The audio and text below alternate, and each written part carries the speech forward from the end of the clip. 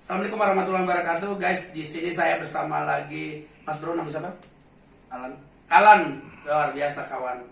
Mas Bro ini berada di kota Jakarta, di salah satu hotel bintang di Jakarta. Kita berada di sini. Kita wawancara di dalam ruangan saja, tapi misi kita untuk membahas tentang bagaimana Gorontalo di Kabupaten Bone Bolango. Nah itu kita punya mimpi, punya visi yang sangat luar biasa yang belum orang pikirkan tapi kami pikirkan. Setidaknya kami pikirkan dulu, belum jalan tapi kami pikir itu. Nanti aku mau cerita karena Bro berasal dari sana, Mas Alan, Bro Alan berada dari sana ya, brother.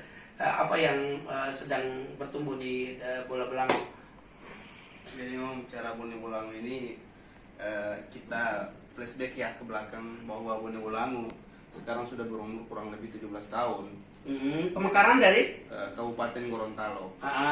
Jadi sejak Bone Bolango berdiri sampai sekarang memang si pertumbuhan memang pesat, tapi memang ada persentase yang kita bisa ukur, indikatornya ada dari tolak ukur kemiskinan dan lain-lain, itu indikatornya jelas. Nah sekarang bicara tentang Bone Bolango itu ada 165 desa, 18 kecamatan, dan itu terbagi di atas 4 wilayah. Ada wilayah Kabila CS dan sekitarnya, ada wilayah Bone Pesisir CS, wilayah Tapa CS, dan wilayah Suawak CS. Nah itu terbagi tempat.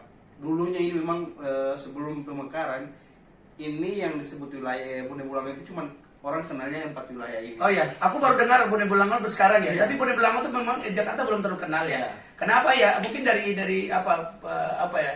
Peta atau lapangan terbang atau apa, bandaranya atau pelabuhan ada nggak di sana misalnya? Enggak, kalau untuk Bone Bolango sendiri kan dia terletak paling Pegunungan? Pegunungan iya, pegunungan iya. Memang kalau untuk letak bandara sama pelabuhan itu belum. Bandara itu di kabupaten sebelah, kabupaten yang hasil pemekaran dari yang kita mekar dari kabupaten itu. Nah untuk pelabuhan itu memang ada proyek besar, yang mudah-mudahan lewat peralatan pilkada sekarang bisa tumbuh ide-ide bagaimana bisa ada pelabuhan internasional. Saya setuju.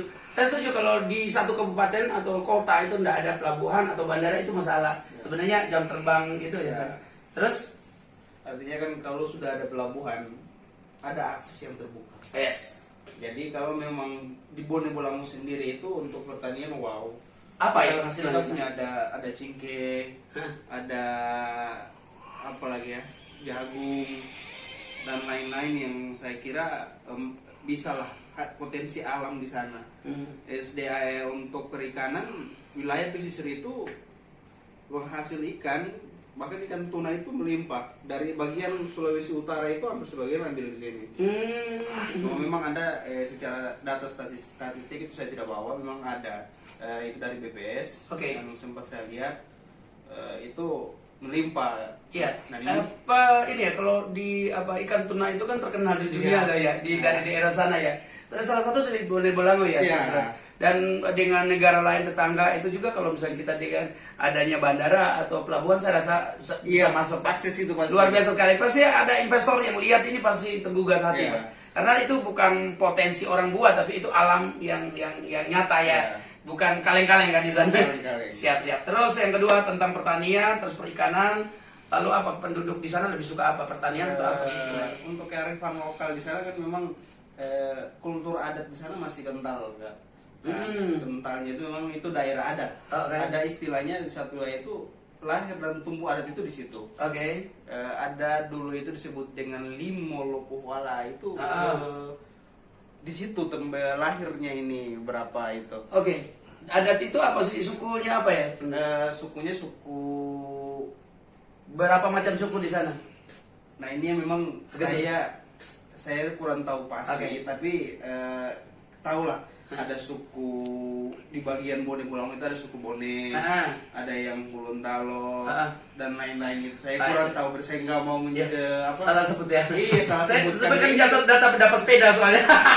Nggak dapat sepeda nanti. Lalu yang kedua, yang berikutnya, saya percaya ke daerah, ke suku, ada suku itu orang taat, rata-rata orang yang nurut. Kenapa? Mereka lebih taat ke adat, tapi ini kan kita lebih pengaruh dengan media sosial dengan apa lebih ini generasi muda yang bisa mengangkat Bone Belango. Bukan, jangan tunggu karena sekarang memang media sosial itu lebih kencang. Aku terima kasih ketemu dengan Bro Alan ya. Dan punya visi untuk membangun kota. Itu jarang anak muda. Biasanya mereka tinggal di kota dan terus mereka menatap di kota dan tidak berpikir. Dan beliau salah satu anak muda yang berpikir Bone Belango. Dan jangan mengklaim bahwa Bone Belango tidak akan maju. Anak mudanya tidak bagus karena mereka belum tahu apa yang harus mereka lakukan. Dan kita datang ke Jakarta ada akses-akses yang bagus, kita bisa datangkan Bone Belango. Dan yang kedua dari kecamatan itu apakah bagaimana akses mereka terhadap ke jalan raya atau ke pusat kota gitu Pak? Ya. Jadi memang ada satu wilayah itu di bagian Kabila itu memang berbatasan langsung dengan kota. Wajah Bone Belango itu ya di situ di kecamatan Kabila. Itu Kabila Ces. Memang pada saat Bone Belango berdiri ada berapa poin-poin untuk pembangunan itu letak lokasinya harus seperti ini. Kabila untuk basis pendidikan, ada untuk pesisir pembangunan perikanan dan pertanian. Ada juga untuk bagian untuk marketplace-nya seperti apa itu sudah terancang sebelum Bone Belango berdiri. Dan itu tuh tim-tim pejuang yang tokoh pejuang di sana siapa ya? Rata-rata ya? Oh yang masih ingat, yang masih ingat. Untuk orang pasti kenal.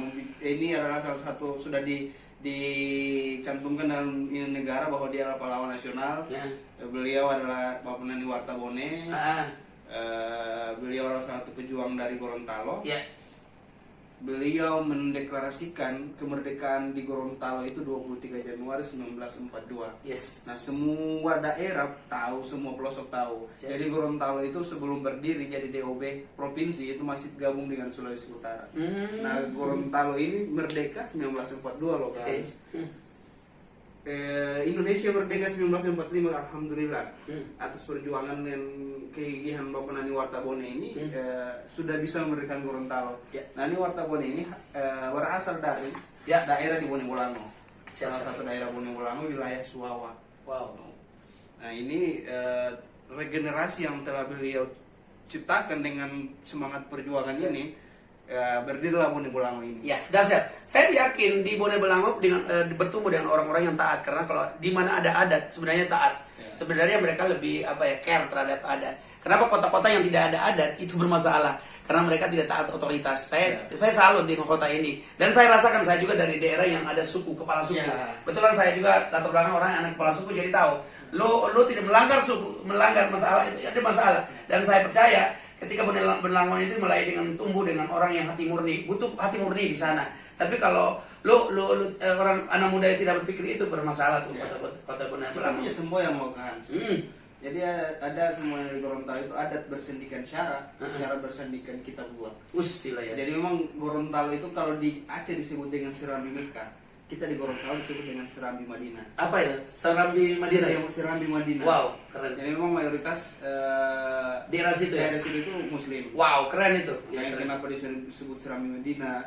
Karena semua ke Gorontalo, lihat gedung-gedung yang ada di sana, gedung perkantoran, itu model atapnya itu model kubah. Nah ini bagus banget, ini brand yang ditanam ini nggak segampang itu kita atur kayaknya. Pasti perancang awal tuh keren banget. Saya terima kasih kepada orang yang pemikir awal ya. Makanya kita anak-anak muda apa yang kamu pikirkan? Kalau misalnya pikir cuma makan tidur, numpang tidur di bumi, nama kamu tidak tercatat ya, agak keren ya. Lu sekedar cari uang jangan loh bro. Saya belajar dari orang menciptakan satu kota.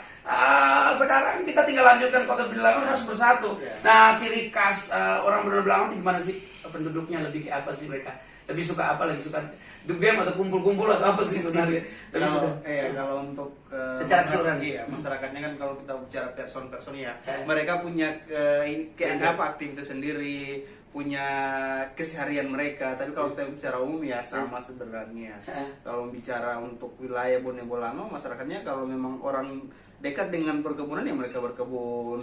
Kalau daerah yang dekat dengan perkotaan ya kayak gitu duduk nongkrong, makan.